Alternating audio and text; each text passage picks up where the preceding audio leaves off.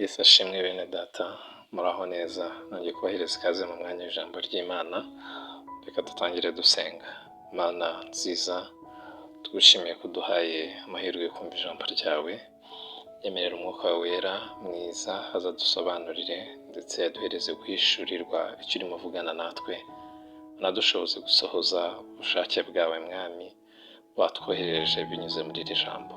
Tubisabye twizeye mu izina rya Yesu Kristo. Amen.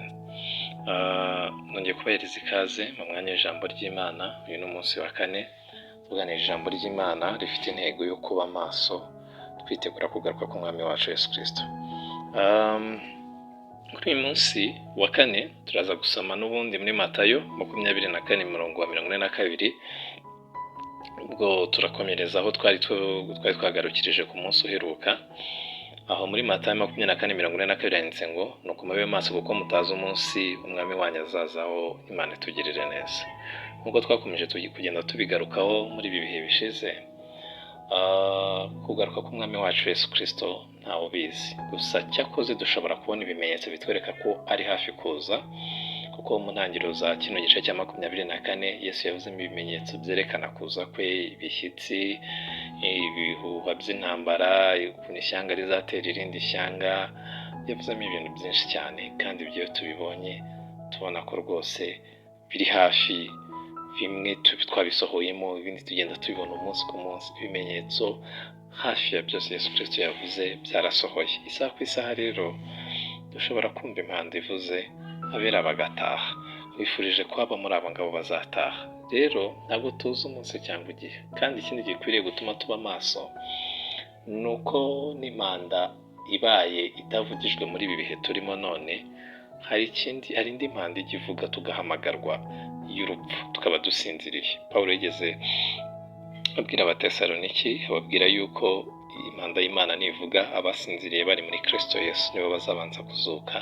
Aravuga ngo natwe abazaba bakiriho, nawe yarazi yuko hari impanda y'imperuka izavuga nawe akiriho, ngo tuzahera ko duhindurwe hanyuma tumusanganire ku bicu. Urupfu narwo rurahari, iyo mpanda ibaye itaravuga.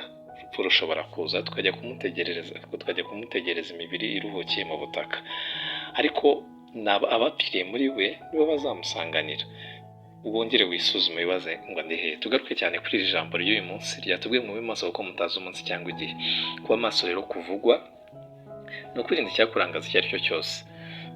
Kwirinda icyakurangaza icyo ari cyo cyose n'ubu uri mu mwanya Imana igushakamo, n'ubu uri mu mwanya ukwiriye abazajya mu ijuru. Imana itugirire neza. Mwumvise rero jambo navuze mu kanya ngo abapfiriye muri we nibo bazabanza kumva iyo mpanda bamusanganire. Ese koko uri muri we? Ibyo twabivuze ku munsi w'ejo. Rero kuba maso kuko tutazi umunsi cyangwa igihe ni ukwirinda ikintu icyo ari cyo cyose cyakurangaza, ukaba uri mu mwanya udakwiriye abazataha mu ijuru, ukaba udafite kwera gukwiriye abazataha mu ijuru. Imana itugirire neza. Urupfu rushobora kugutungura mwene data, kimwe n'uko impanda y'Imana ishobora gutungurana. Rero kuko tutazi umunsi cyangwa igihe, dukwiriye guhora twiteguye, tugahora twirinda ibirangaza ibyo ari byo byose. Satani kuko ni umuriganya, afite ibirangaza byinshi cyane arangarisha. Afite uburiganya bwinshi cyane ateza abantu ntibabe mu mwanya ukwiriye abazajya mu ijuru. Imana itugirire neza. Uwo mwanzi afite ukuntu hajya ahuza abantu ntibakomeze kwita ku byo kugaruka k'umwami Yesu, kandi nibyo bihe dusohoyemo muri iyi minsi. Akareka abantu bakajya mu rusengero bagakora imirimo igiye itandukanye, ariko ibyo guhora bazirikana ku isaha impanda yavuga ugasanga biri kure cyane yabo. Ariko ugiriye umugisha wo kumva rino jambo mwene data, ongera utekereze, ongera uzirikane yuko isaha ku isaha impanda y'Imana yavuga ko n'urupfu kandi rwanagutungura, bityo ube mu mwanya mwiza ukwiriye abazataha mu ijuru. Imana itugirire neza. Umwanzi ube maso ntakurangaze, kuko afite ukuntu ajya arangaza abantu akabariganya bagateshuka, ntibabe bakiri mu mwanya ukwiriye abazajya mu ijuru. Abantu ntibabe bakiboneza bikabashiramo, ibyo bintu bikabashiramo. Wowe rero ube maso kuko Imana atabibereye maso bimushiramo, ntaba agikumbura ibyo kujya mu ijuru, ntaba akibinyotewe. Ariko wewe ugize umugisha wo kumva rino jambo ry'Imana, ube maso kuko rero utazi umunsi cyangwa igihe. Urushaho kuba maso, umwanzi atakuriganya. Imana yacu itugirire neza. Mube maso kuko mutazi umunsi cyangwa igihe umwami wanyu azaziraho.